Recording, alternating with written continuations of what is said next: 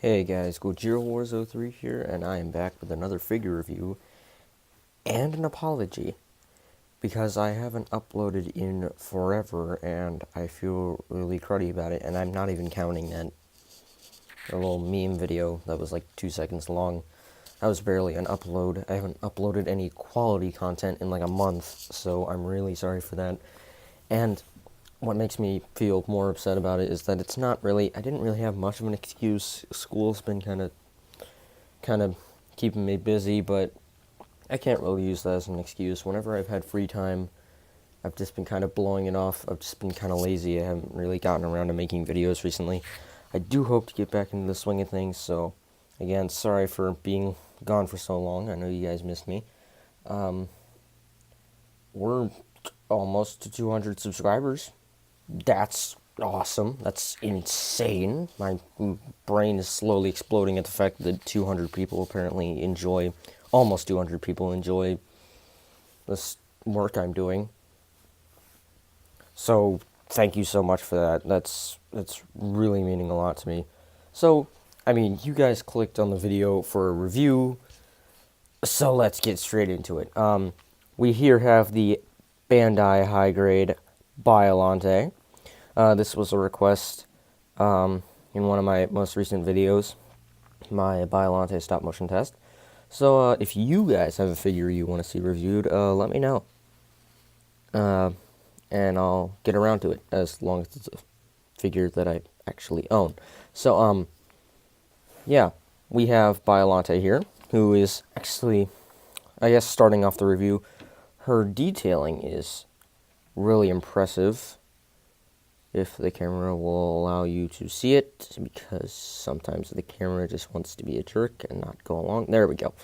So it's got all that detailing on the inside of the torso, not really painted all that well. Let's spread the tentacles out so you can see it a little bit better. Get that light in there. Yeah, so got some nice detailing there. The tentacles have weird sculpts because two of them, the back two, have closed mouth sculpts which don't have any paint on them at all. Let's see if we can get that in frame. Cooperate, camera. Come on. I'm trying to do a review here. There we go. So if you'll see, this is a closed mouth sculpt with no paint applications. And then the front two tentacles have open mouth sculpts with paint applications for detailing on the teeth and detailing on the mouth, with little tongues in there, which is a nice touch. Biollante's face looks nice. It's got the nice iconic tusks on the side of her mouth. Bright white eyes, which is an interesting choice for eye color, because I always thought they were more like yellow, or maybe I'm just going insane. I don't know. Maybe I'm just not remembering it right. It's been a while since I saw Godzilla vs. Biollante, as of the recording of this video. Detailing on the inside of the mouth looks good. Pretty much some blatant red with some nice individually painted teeth going around. If the camera will allow you to see it, because again, the camera hates me. There we go. See if maybe that's a little bit better. Alright, so basically, moving on to the paint. Not really much to say about Biollante paint-wise, because most of her is pretty much entirely green, except for obviously the bright dark orange spot, which I think is maybe a little bit too dark. It's kind of hard to see at some points. Kind of blends a little bit too much. The painting on the mouth and the eyes and stuff like that is all good. Would have liked to see some paint on the back tentacles, but you know what? I can allow it, honestly. Little vines on the front have nice mouths, nice painted mouths, as I said before, not much paint scuffing there. No real problems with Biollante's paint, honestly. It looks really good. Now, as for, I suppose we should just move on to articulation, which Biollante is not too shabby in the articulation points. It's got a little bit of a swivel there, right there at the waist, torso area. All of her vines can move a little bit. They have pretty good range of how far they can swing out. They can't move up or down or anything, but they can swing around in different directions. This one's definitely... Oh, I forgot to mention that all the vines have basically individual sculpts, so they're not really repeats of each other. This one has a sculpt going out this way, curving around a little bit. This one's kind of similar, but going in the opposite direction. This vine is going down a little bit and then curling up. This one stretches out a little bit more and curls up further into it. So, yeah, it looks good. So yeah, all the tentacles can articulate too.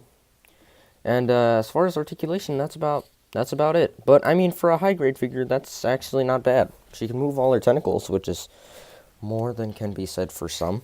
And hey, for like, I think I got this for like $15-$20 ish. So yeah, I'd say it's a pretty good deal. On to size comparisons, so we'll get out the Bandai High Grade Godzilla 1989, and this is my one major problem with the figure. She's tiny. She's absolutely tiny, and it's really sad because like she's supposed to be this huge kaiju. She should scale up like that to Godzilla. Like Godzilla should be like here, and Biollante should be here, but nope. This is them standing next to each other. Godzilla is like twice her height. She's got good width and size about her, but she's just so short. It's just aggravating. I just wish they could have made her a little bit bigger. Maybe put her in a slightly larger scale. And I'm using the smaller Bandai Godzilla, or Bandai High Grade Godzilla 1989. If I wanted to use the 94, it gets worse. There we go. Oh, looks interesting to say the least. Yeah, so scaling is not that good, like at all. It's my one major flaw with the figure. High grade really doesn't seem to know what they're doing with scale. And just to give you an idea of how big this thing is, comparing it to the last figure I reviewed, which was, by the way, my favorite figure in my collection ever, the Bandai High Grade Super Mechagodzilla 1993. And yeah, this scale is absolutely horrid because his guns are sitting up there, and she should be just about as tall as him, if not, actually, she should be, like, taller than him by, like, a decent amount, so, yeah.